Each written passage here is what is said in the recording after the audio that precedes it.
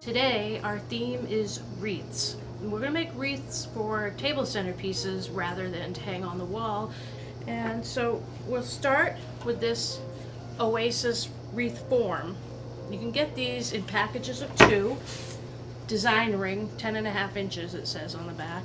And you have to thoroughly soak that so that the Oasis absorbs all the water that it possibly can. What I like about this kind that has a tray in it is that you can water it and not have it spill all over the place. The ones that are hollow in the middle are very hard to keep moist. And the other reason I like it like this is you could put a big chimney and a candle in the center of it if you wanted, and you could carry it around to different places without it falling through. So we will start, and this is going to be kind of a vertical wreath. We're not going to make it all low and flat, just because we want to show you a few different things. So I've got my flowers already selected.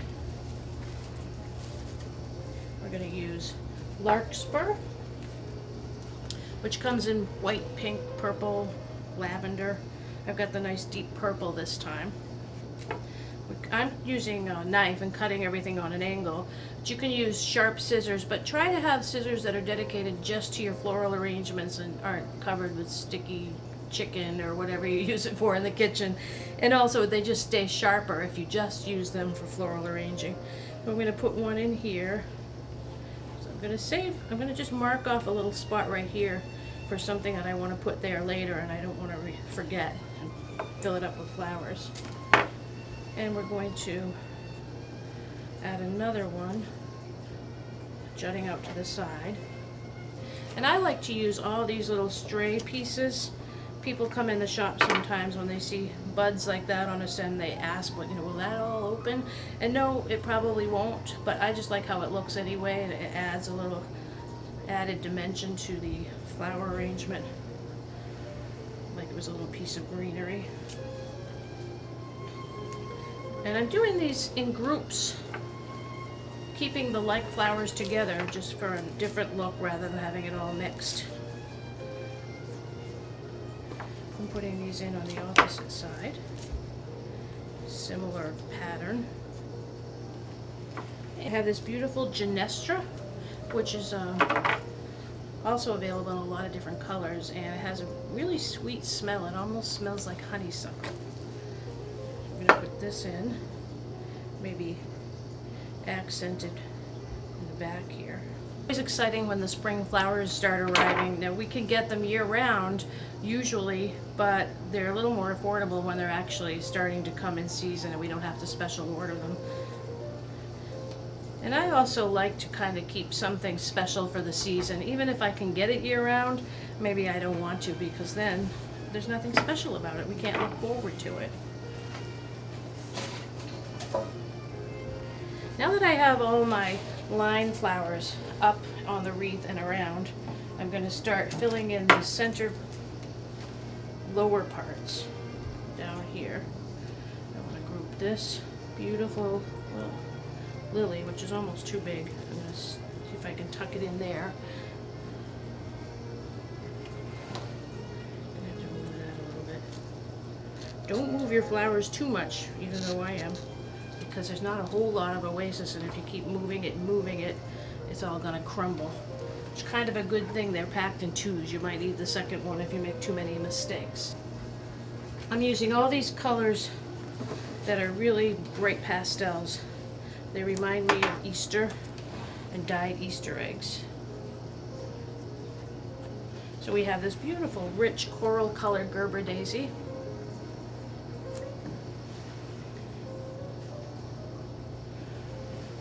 And we're putting it in much lower than the other flowers. And with Gerber daisies, that's especially helpful because they tend to wilt faster than some flowers, and I often will only use them in clear water rather than Oasis, but these are cut so short that I think they'll hold up fine. This one's going to be pushed all the way down so it's resting right on top of that.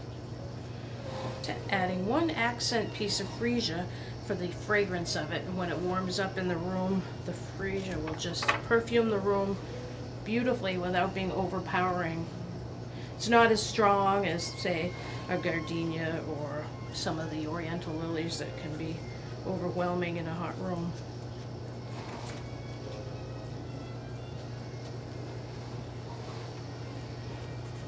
Now, oftentimes when I'm doing an arrangement, I will put all my greenery over the oasis first if it's a standard basket.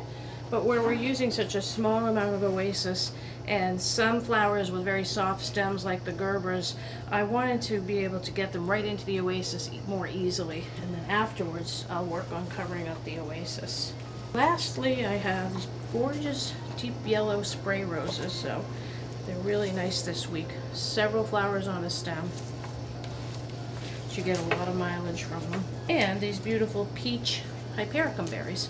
So it's like we have all the colors of an Easter egg basket here. Peach, coral, yellow, purple, lavender, little white.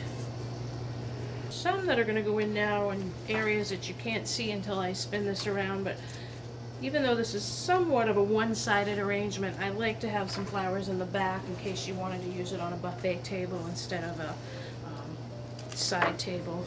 You know, people are going to be walking all the way around. You want them to see some flowers. And we want them to see through the wreath to see a few little blossoms too. So I'm putting some down like that.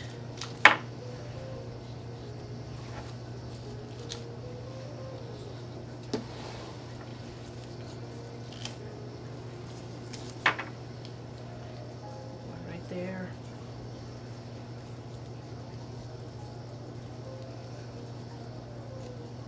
And then we're just going to take a few greens, which I've pre-cut. This is laurel, comes on big bushy stems, and I've cut it a little smaller to make it more manageable, and then I'm pinching it off smaller still. Around the back side of my wreath, I'm going to go just around the edges of the bottom, slanting it down a bit to cover the tray so that you don't see any of that. Make it stay in with little pins of wire. You can just bend them like a hairpin and put them on, but I didn't bring any over, so we won't do that right now. So we're still going to finish it off with a few more things. I've got some pretty pieces of myrtle, so we'll add a little more, breaking some of the littler pieces off. And what you can do with this opening in the middle is you can put a big candle in a chimney or something there, a nice little ceramic bunny or something for Easter, one of those beautiful eggs that people use a lot. My little rabbit to sit here on the front.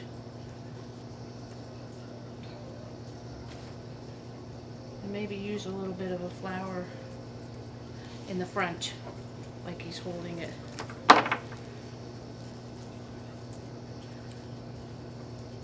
Prop him up with something, keep him going. But there you have a nice little Easter arrangement for the side table. Or you could even send this to somebody. Imagine a little girl in the hospital might love to get a little stuffed animal in an arrangement of flowers like that. Well, that's one thing we can do with a wreath for the spring holidays or anytime.